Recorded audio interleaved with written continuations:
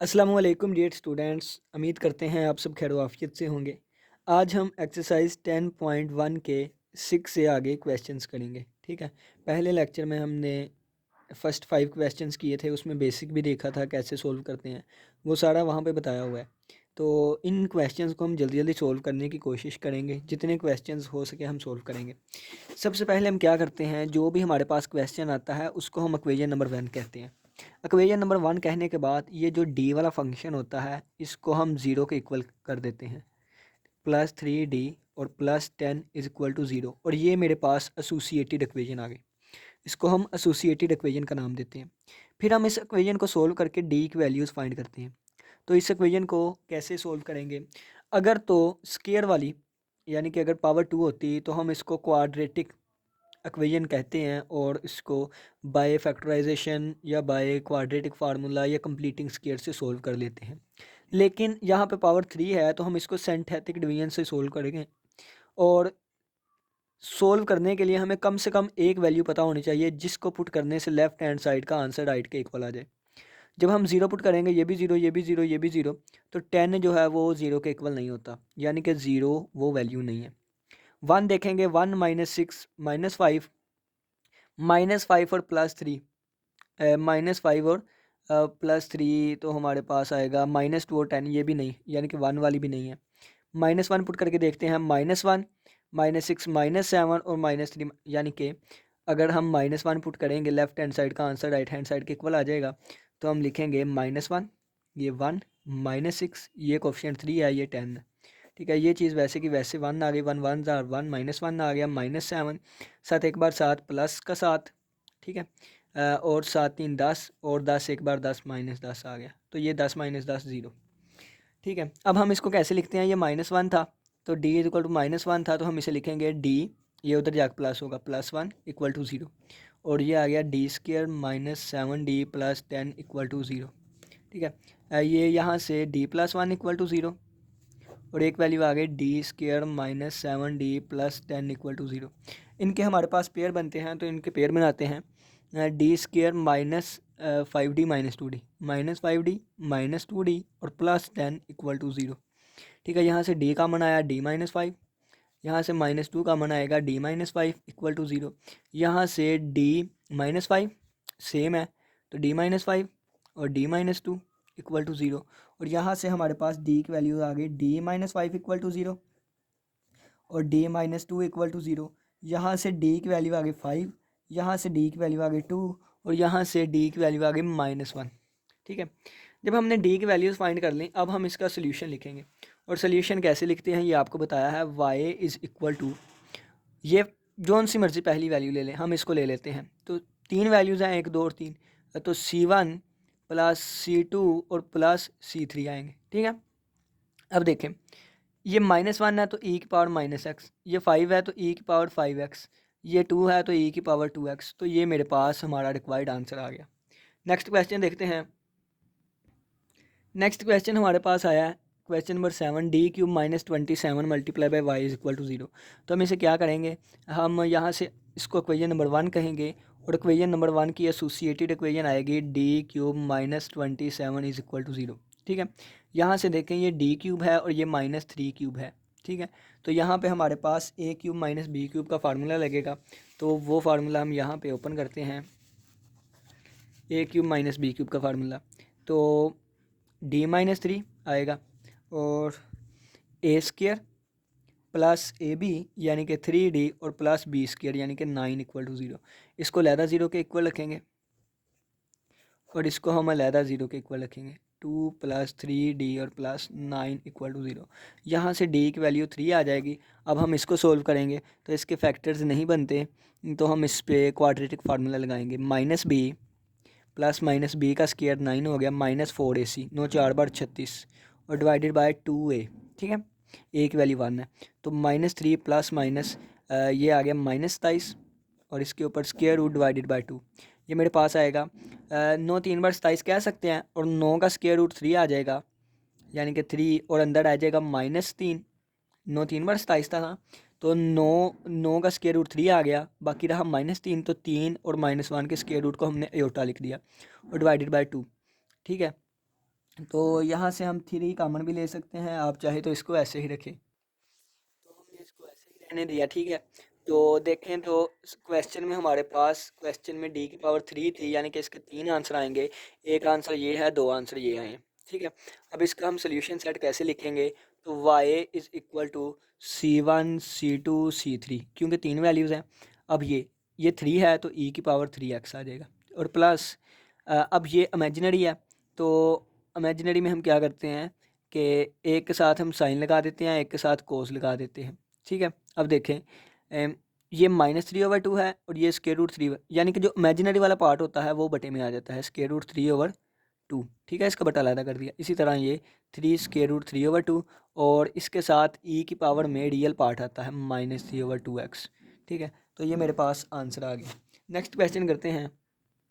अब ये देखें कि ये हमारे पास एक इक्वेशन ये आगे इक्वेशन क्वेश्चन नंबर 8 है।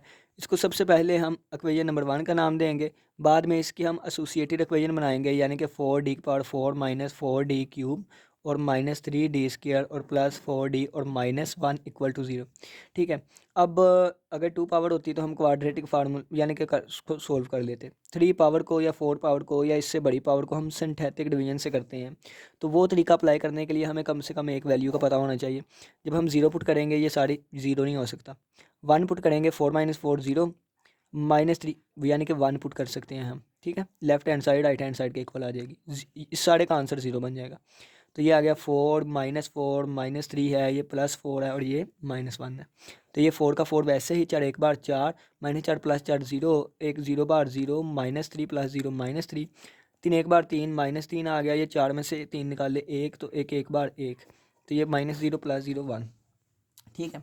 यानी कि यहाँ से हमारे पास क्या बनेगी, ये एक इक्वेशन आ गई d-1 और मल्टीप्लाई बाय d की पावर 3 4d की पावर 3 प्लस 0d² -3d और +1 = 0।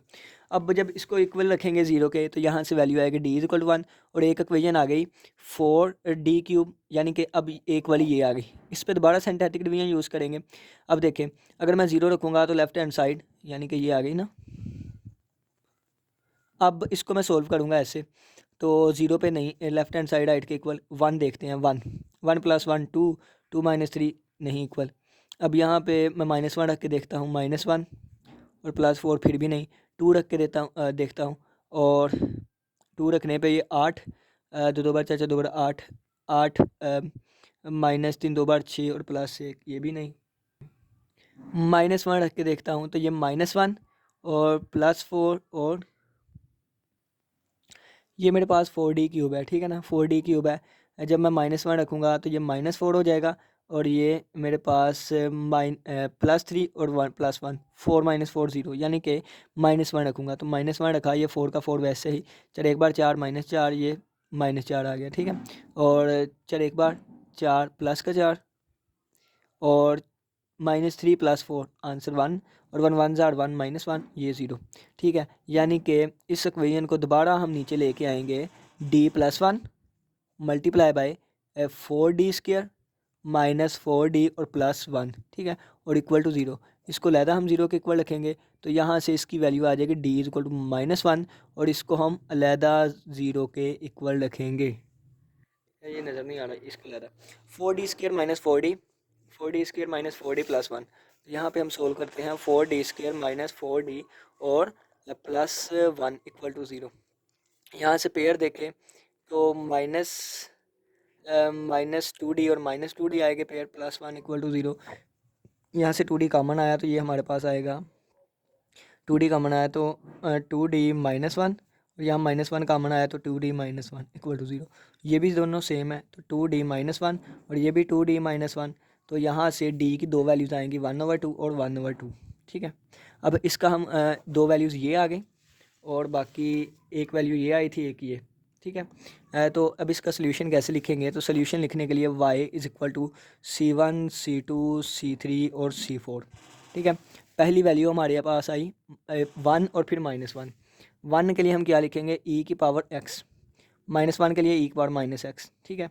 और ये दोनों सेम है, तो इसके साथ कुछ भी नहीं, और इसके साथ x, इसके साथ x की पावर 0, इसके साथ x की पावर 1, और मल्टीप्लाई बाय e की पावर 1/2x, ठीक है, ये हमारा सोल्यूशन आ गया। नेक्स्ट क्वेश्चन देखते हैं, क्वेश्चन नंबर 9।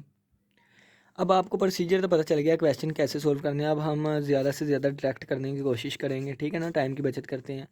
तो इसको इक्वेशन नंबर 1 का नाम दे दिया, ठीक है, और इसकी एसोसिएटेड इक्वेशन बनाएंगे तो ये बनेगा डी की power 4 + 2 D cube minus 2 D minus 6 D और प्लस 5, और ये सारी चीज़ इक्वल टू 0।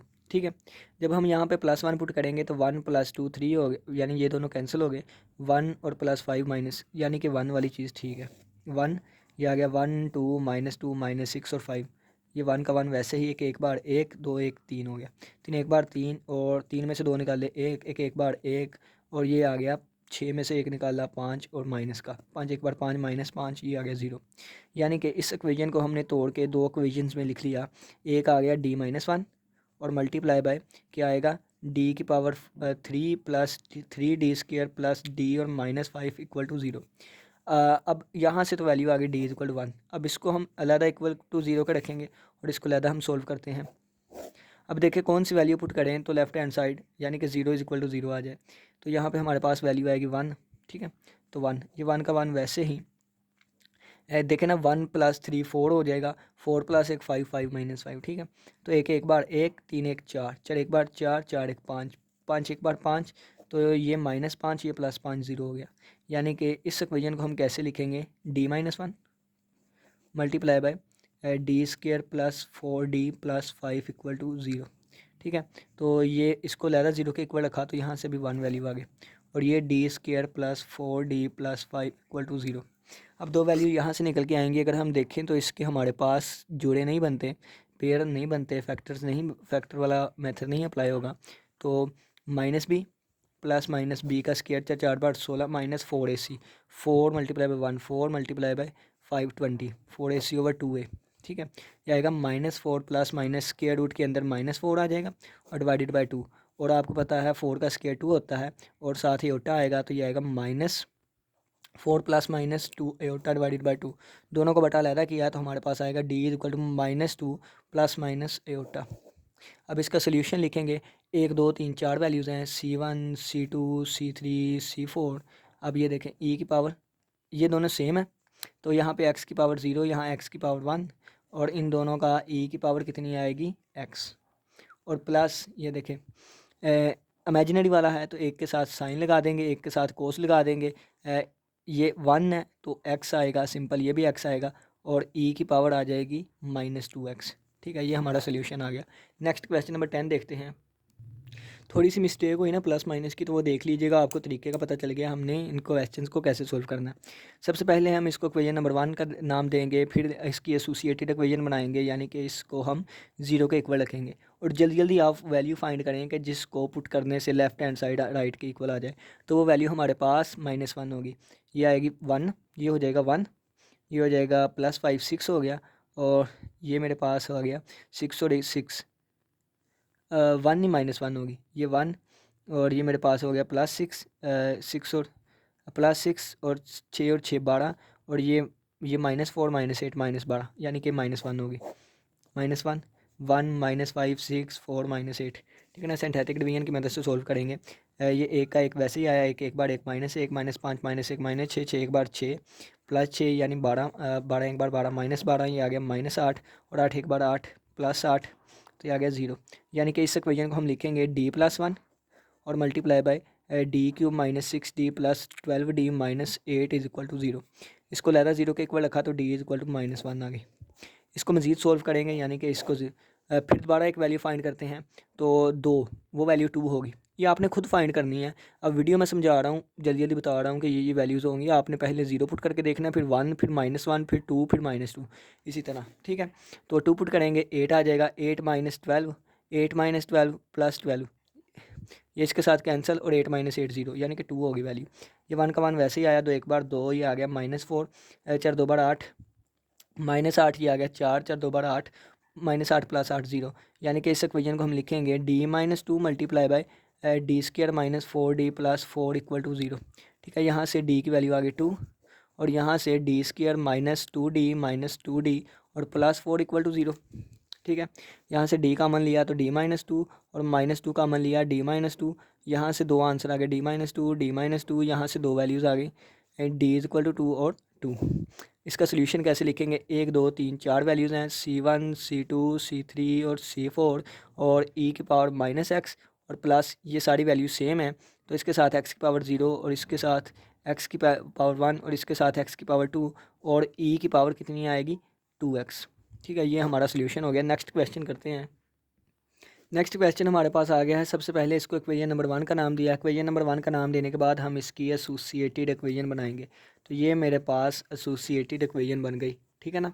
एसोसिएटेड इक्वेशन बनाने के बाद हम इसको सिंथेटिक डिवीजन से करेंगे। ये 1 -4 -7 22 और 24, तो वैल्यू हमारे पास -1 आएगी। तो ये 1 का 1 वैसे ही एक बार 1 -1, ये आ गया -5 5 एक बार 5, ये -2 और 2 एक बार 2 +2 और ये आ गया 24 24 एक बार 24 -24, ये आ गया 0। यानी कि ये इक्वेशन हमारे पास आई D+1, ये -1 है ना तो +1 आएगा, ठीक है। और इसी के साथ D³ -5D² -2D और +24 = 0। इसको जब 0 के इक्वल रखा तो D की वैल्यू -1 आ गई। इसको लहदा 0 के इक्वल रखेंगे तो ये मेरे पास आएगी। यानी कि अब हमने वैल्यू फाइंड करनी है जो पुट करने से left hand side right hand side के इक्वल आ जाए। -2 होगी वो वैल्यू, -2 पुट करेंगे तो 1 का 1 वैसे ही 2 एक बार 2 -2 5 2 7 7 2 बार 14 +14 और ये आ गया +12 12 2 बार 24 -24, ये वैल्यू आ गई। इसको हम कैसे लिखेंगे, D+2, ये माइनस वाला है प्लस वाला लिखेंगे, ये आएगा D² -7D + 12 = 0। इसके हम पेयर बनाएंगे, यहाँ से वैल्यू आ जाएगी D = -2, यहाँ से पेयर आएंगे D² -12 और क्या बनेगा पेयर इसका 4 और 3 4D और -3D + 12 = 0। यहाँ से D कॉमन आया D-4, यहाँ से -3 कॉमन आया D-4 = 0। यहाँ से D-4 और D-3 = 0। D की वैल्यू आ गई 4 और 3। आंसर कैसे लिखेंगे, 1 2 3 4 वैल्यूज़ हैं, C1 C2 C3 और C4। ये -1 है e की पावर -x प्लस, ये -2 है e की पावर -2x और प्लस ये 4 है e की पावर 4x प्लस ये 3 है e की पावर 3x। यही हमारा आंसर है। नेक्स्ट क्वेश्चन करते हैं। नेक्स्ट क्वेश्चन हमारे पास आएगा क्वेश्चन नंबर 12। तो इसको इक्वेशन नंबर 1 का नाम दिया, एसोसिएटेड इक्वेशन बनाई D की पावर 4 = 0। ठीक है, अब देखें कि अब हम इसको कैसे सोल्व करेंगे। तो पहले हम इसका एक कंप्लीटिंग स्केयर बनाएंगे। कंप्लीटिंग स्केयर बनाने के लिए ये D का स्केयर ये 2 का स्केयर लिख सकते हैं, ठीक है। और +2a भी चाहिए, +2a की वैल्यू ये है, b की वैल्यू ये है, तो हमें माइनस भी ये चीज़ें करनी पड़ेंगी, ठीक है ना, = 0। अब देखें इस सारे का फार्मूला हमने बंद कर लिया, D² + 2 का होल का स्केयर और ये माइनस तो 2 बार 4 4D² आ गया = 0। हम इसको ऐसे भी लिख सकते हैं D² + 2 इसका स्केयर और -2D होल का स्केयर = 0। A² - B², तो ये बनेगा A + B और A - B, ठीक है ना। इसको लहदा 0 के इक्वल, इसको लहदा 0 के इक्वल, ये आएगा D² + 2D + 2 = 0। ये आएगा D² - 2D और +2 = 0, ठीक है ना। इसके बाद इन दोनों पे हम क्वाड्रेटिक फार्मूला यूज़ करेंगे। इस पे जब यूज़ किया तो -b जमा नफ़ी b का स्केयर तो 2 बार 4 -4ac 8 / 2a, ठीक है।